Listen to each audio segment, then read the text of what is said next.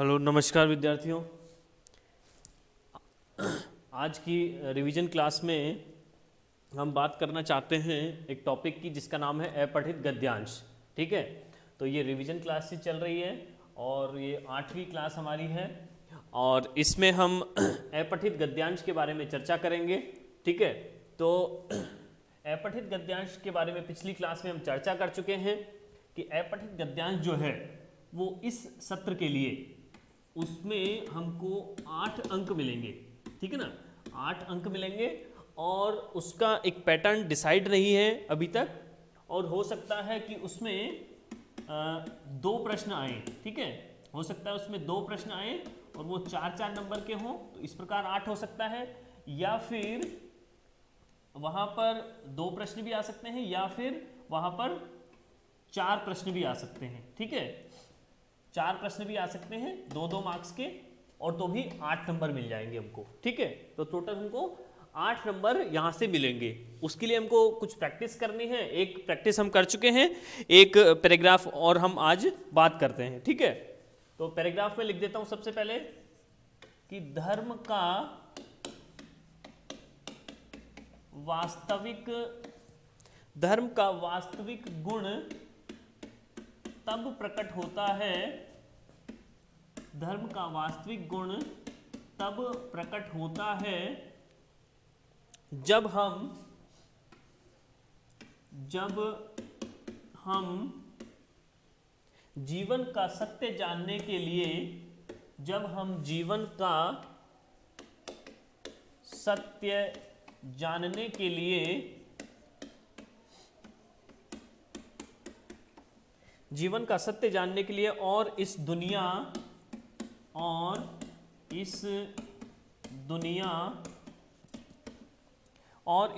की दया और क्षमा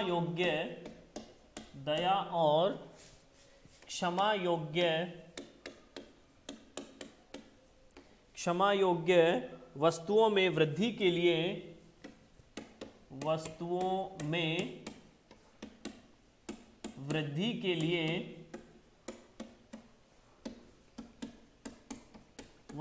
वृद्धि के लिए, निरंतर खोज करते हैं।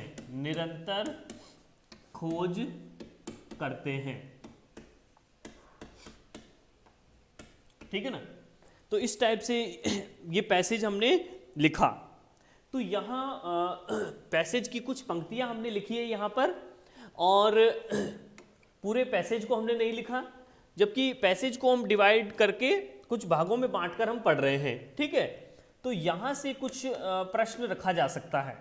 ठीक है ना, क्या प्रश्न हो सकता है समझिए कि प्रश्न किसी भी तरीके से पूछा जा सकता है।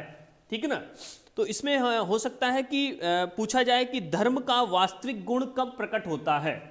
सीधा प्रश्न किया जा सकता है कि धर्म का वास्तविक गुण कब प्रकट होता है। ठीक है ना, तो उसको हम सीधा लिख सकते हैं, यहां से कॉपी कर सकते हैं कि धर्म का वास्तविक गुण तब प्रकट होता है जब हम जीवन का सत्य जानने के लिए और इस दुनिया की दया क्षमा योग्य वस्तुओं में वृद्धि करने के लिए निरंतर खोज करते हैं। तो सीधा प्रश्न होगा कि धर्म का वास्तविक गुण कब प्रकट होता है, तो सीधा आंसर हम लिख सकते हैं। ये अगर प्रश्न पूछा जाए कि प्रश्न अगर पूछा जाएगा लेखक ने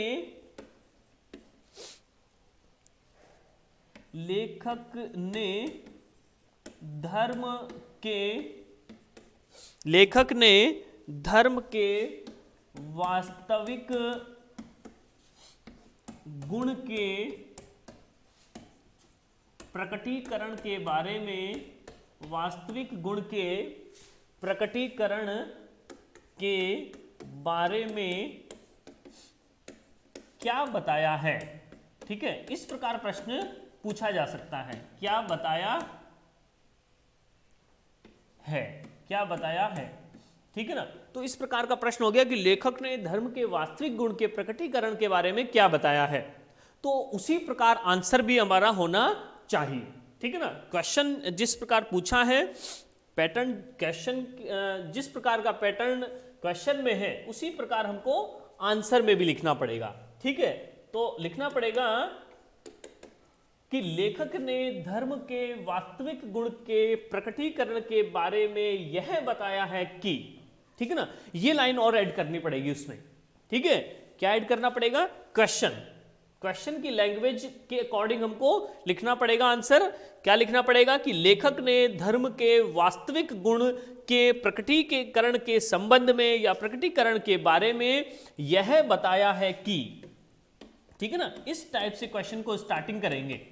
ठीक है ना, ये जब प्रेजेंटेशन होगा तब हमको पूरे मार्क्स मिल सकते हैं। यह बताया है कि, अब उस आंसर को लिखेंगे जो इस पैराग्राफ में है, और इस पैराग्राफ में से यहां से इस जो ये 2-4 पंक्तियां हैं, जरूरी नहीं है कि इनको पूरा हम कॉपी कर दें, ऐसा जरूरी नहीं है। इसमें से हम काट छांट कर या अपने शब्दों में उसका आंसर दे सकते हैं। किस प्रकार? तो लिखेंगे कि लेखक ने धर्म के वास्तविक गुण के प्रकटीकरण के बारे में या संबंध में यह बताया है कि धर्म का वास्तविक गुण तब प्रकट होता है या तब उदित होता है, उदय होता है, ठीक है ना, जब हम जीवन का सत्य जानने के लिए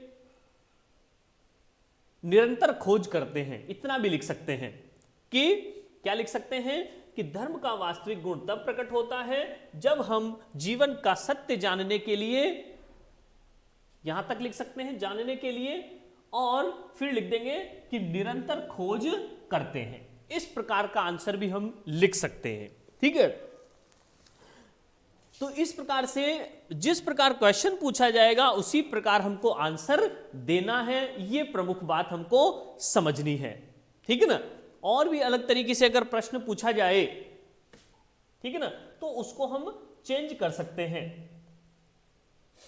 ठीक है, पैराग्राफ जैसे आगे बात करते हैं, आगे पैराग्राफ की कुछ पंक्तियां मैं लिखता हूं।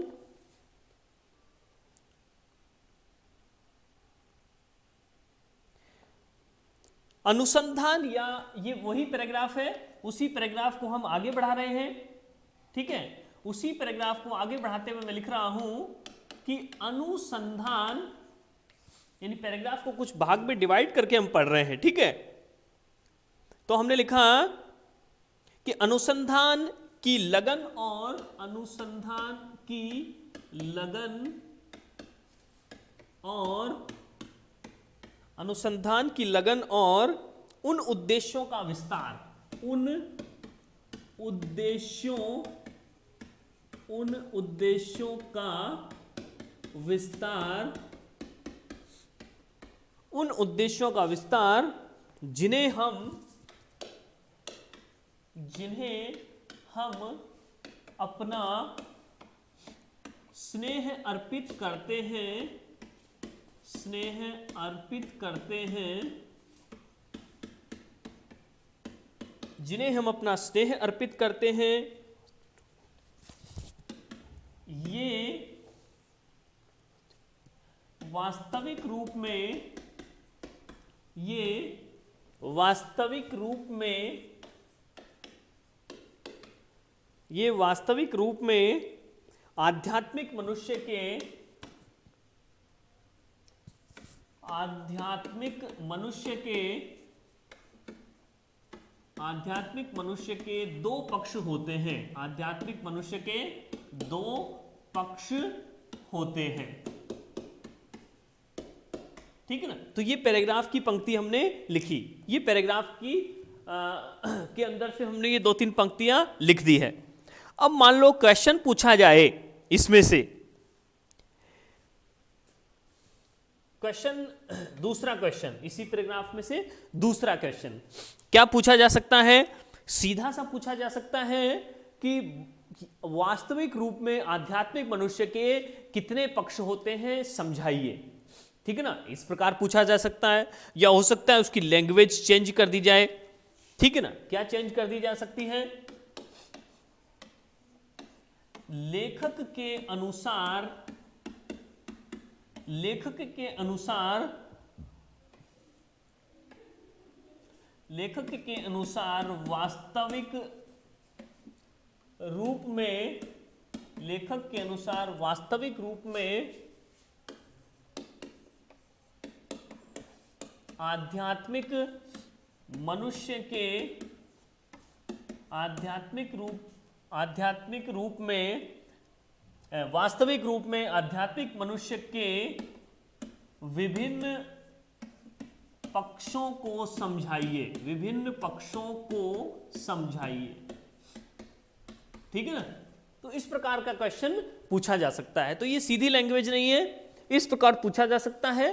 पैराग्राफ हमारा अलग लैंग्वेज में है, ठीक है ना, और क्वेश्चन अलग तरीके से पूछा जा रहा है, ठीक है ना। तो आंसर कैसे लिखेंगे, उसी क्वेश्चन की लैंग्वेज को लेते हुए, क्वेश्चन की लैंग्वेज को लेते हम लिखेंगे कि लेखक के अनुसार वास्तविक रूप में आध्यात्मिक मनुष्य के निम्नलिखित पक्ष होते हैं। ठीक है, क्वेश्चन जो लिखा हुआ है उसी की लैंग्वेज को लेंगे कि लेखक के अनुसार वास्तविक रूप में आध्यात्मिक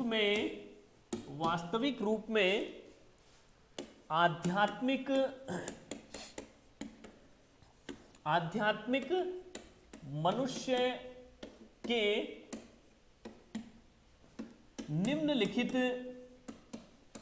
निम्नलिखित दो पक्ष होते हैं, निम्नलिखित दो पक्ष होते हैं। ठीक है ना। तो मैं ये कहना चाह रहा हूं कि क्वेश्चन में ये जो पैराग्राफ हमारा था, ये हमारा पैराग्राफ है, इसमें जो ये लाइन है ये पंक्ति क्वेश्चन में पैराग्राफ में नहीं है, पैराग्राफ में नहीं है। तो हम अगर ये क्वेश्चन पूछा जाए कि लेखक के अनुसार वास्तविक रूप में आध्यात्मिक मनुष्य के विभिन्न पक्षों को समझाइए, तो हम यहां से अगर यहां तक उसको टिक करके इसी को कॉपी कर देंगे तो ये बिल्कुल गलत हो जाएगा। हमको ऐसा नहीं करना चाहिए। क्या करना चाहिए, क्वेश्चन की लैंग्वेज को हमने यहां लिखा कि लेखक के अनुसार वास्तविक रूप में आध्यात्मिक मनुष्य के निम्नलिखित दो पक्ष होते हैं। ठीक है ना। और अब उसको हम लिख सकते हैं अपनी लैंग्वेज में। किस प्रकार लिख सकते हैं, पहला हो जाएगा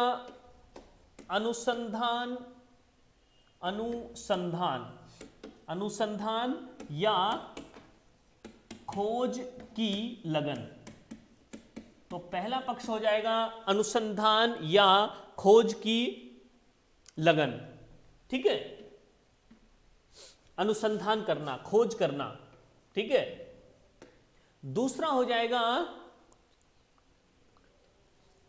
दूसरा टॉपिक पॉइंट हम लिखेंगे कि उद्देश्यों, या लिख देंगे कि उन उद्देश्यों का विस्तार, उन उद्देश्यों का विस्तार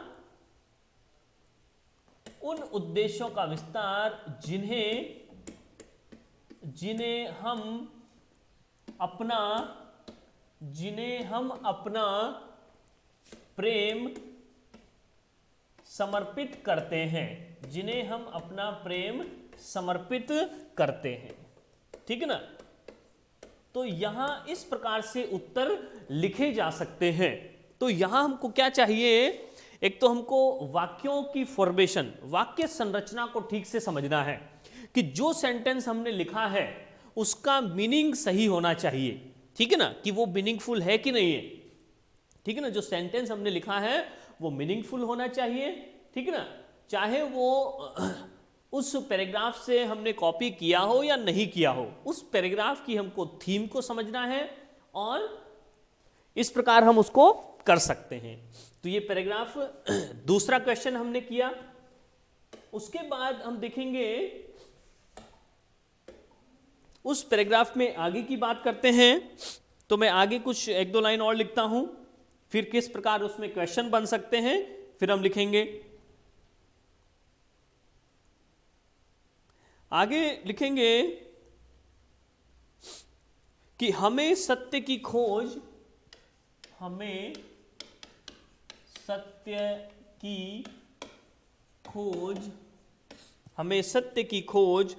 तब तक करते रहना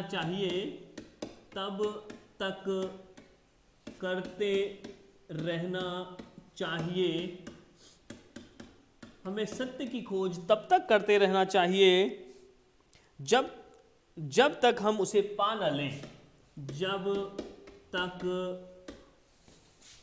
जब तक हम उसे पा न लें, जब तक हम उसे पा न लें, ठीक है, और उससे हमारा साक्षात्कार न हो, और उससे हमारा साक्षात्कार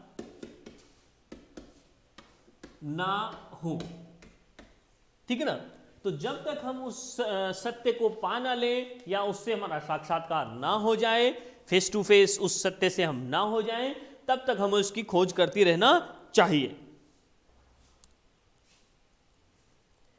जो कुछ भी हो, जो कुछ भी हो, मनुष्य में वही तत्व मौजूद है, मनुष्य में वही तत्व मौजूद है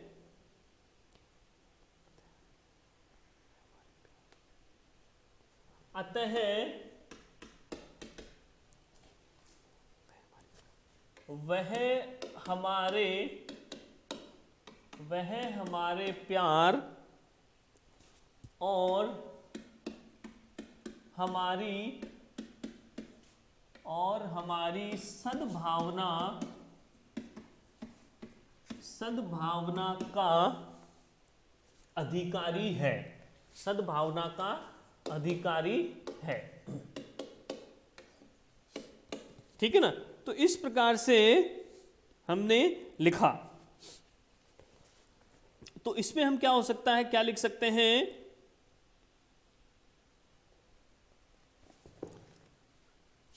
प्रश्न आ सकता है। तीसरा प्रश्न क्या हमसे पूछा जा सकता है कि हर मनुष्य में कौन सा तत्व मौजूद है, ठीक है ना। हर मनुष्य में या प्रत्येक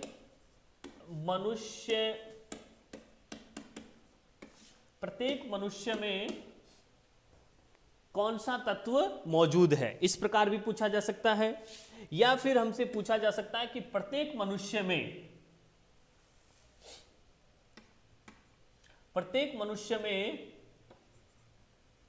विद्यमान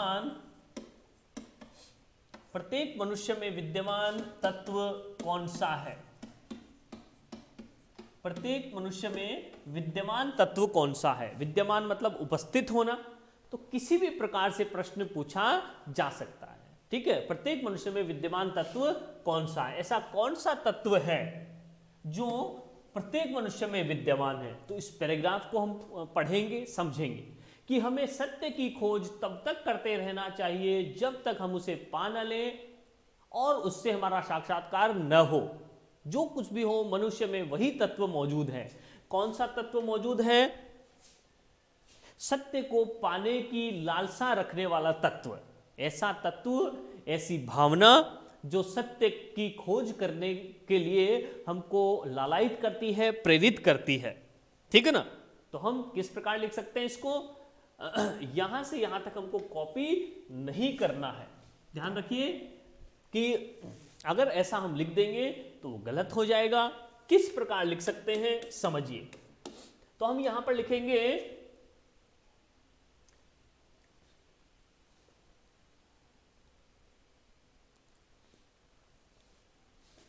सत्य, यहां पर हम लिख देंगे कि सत्य को पाने की लालसा, सत्य को पाने की लालसा, सत्य को पाने की लालसा या सत्य का साक्षात्कार करने की इच्छा, सत्य का साक्षात्कार करने की इच्छा, ठीक है। सत्य को पाने की लालसा या सत्य का साक्षात्कार या सामना करने की इच्छा ही प्रत्येक मनुष्य में विद्यमान तत्व है, प्रत्येक मनुष्य में विद्यमान तत्व है। इस प्रकार से क्वेश्चन के अकॉर्डिंग, क्वेश्चन क्या था, क्वेश्चन की लैंग्वेज क्या थी कि प्रत्येक मनुष्य में विद्यमान तत्व कौन सा है, तो हमने यहां लिखा कि प्रत्येक मनुष्य में विद्यमान तत्व है कौन सा वाला, सत्य को पाने की लालसा, या फिर हमने लिख दिया सत्य का साक्षात्कार करने की इच्छा। ठीक है, तो ये जो क्वेश्चन है इसका आंसर, ये जो लाइन है, ये लाइन हम स्टार्टिंग में भी लिख सकते हैं। ठीक है, ये जो पंक्ति है इसको स्टार्टिंग में भी हम लिख सकते हैं। किस प्रकार कि प्रत्येक मनुष्य में विद्यमान तत्व है, प्रत्येक मनुष्य में विद्यमान तत्व है, और फिर यहां लिख देंगे सत्य को पाने की लालसा या सत्य का साक्षात्कार करने की इच्छा। तो आंसर किसी भी प्रकार लिखा जा सकता है, इसका कोई एक फिक्स पैटर्न नहीं है। हमें शब्द सीमा का ध्यान रखना है और उचित अच्छे शब्दों का, प्रभावी शब्दों का चयन करना है। ठीक है, तो इस प्रकार से हम इसको सॉल्व कर सकते हैं। तो यहां पर एक क्वेश्चन और हम बात करेंगे। ठीक है ना, एक क्वेश्चन और हो सकता है हमारा।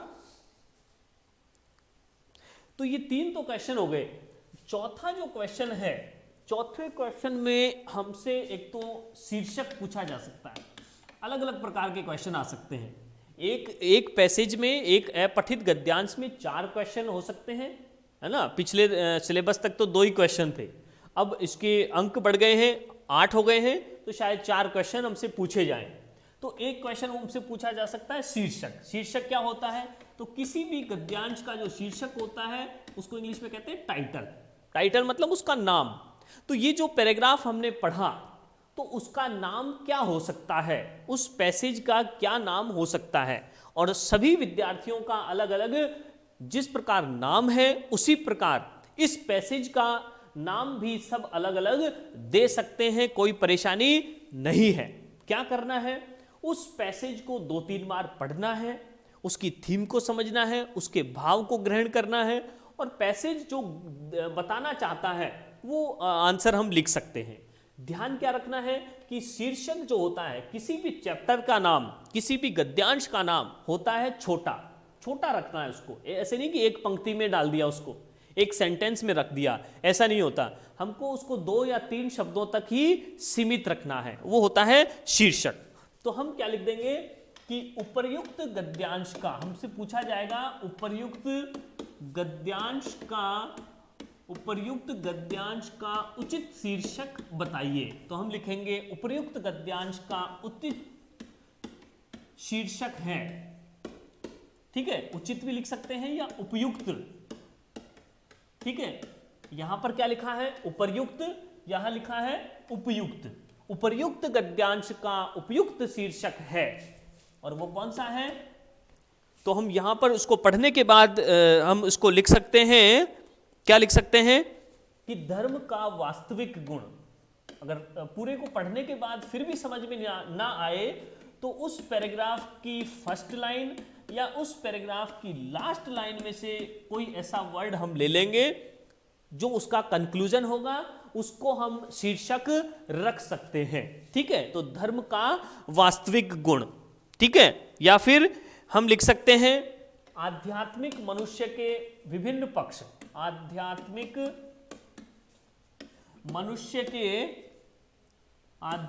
मनुष्य के विभिन्न पक्ष। ठीक है ना, ये थोड़े बड़े नाम हो गए, लेकिन कोशिश करेंगे कि ये छोटे ही रहें। ठीक है ना, तो इस प्रकार से हम लिख सकते हैं। तो ये हम लिख सकते हैं। ठीक है, तो इस गद्यांश का शीर्षक ये भी हो सकता है, ये भी हो सकता है। ठीक है ना, कोशिश करें कि ये छोटा रहे। ठीक है, तो ये तो हो गया शीर्षक।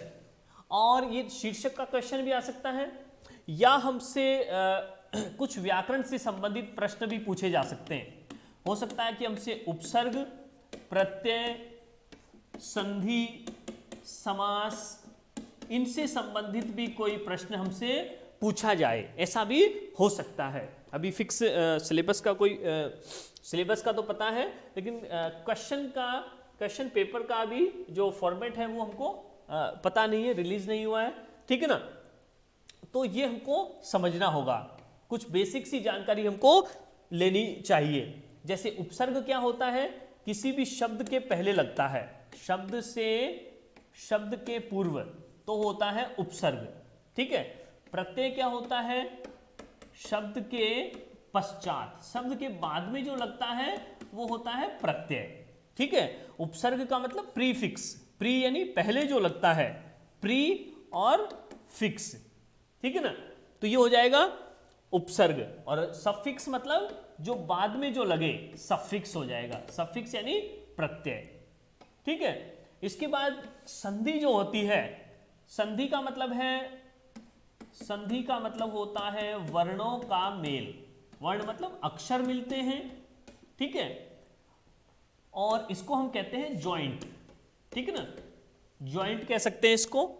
और जो समास है, समास मतलब दो पदों का मेल, या हम कह सकते हैं शब्दों का मेल, शब्द यहां पर मिलते हैं, ठीक है, इसको हम कह सकते हैं कंपाउंड, ठीक है ना। तो इस प्रकार से ये पैसेज हमारा हो सकता है, और पैसेज के जो 8 नंबर हैं बिल्कुल हम सरलता से, सहजता से हम इसको प्राप्त कर सकते हैं। किस प्रकार, 2-3 इसके पैसेज से हम प्रैक्टिस कर सकते हैं और फिर अच्छे से अच्छे नंबर लिख सकते हैं। एक बार उसको देख करके और 2-3 बार उसको बिना देखे उन क्वेश्चंस के आंसर हम कर सकते हैं। तो इस प्रकार अपठित गद्यांश के 8 अंक हमको मिल सकते हैं, ठीक है। धन्यवाद।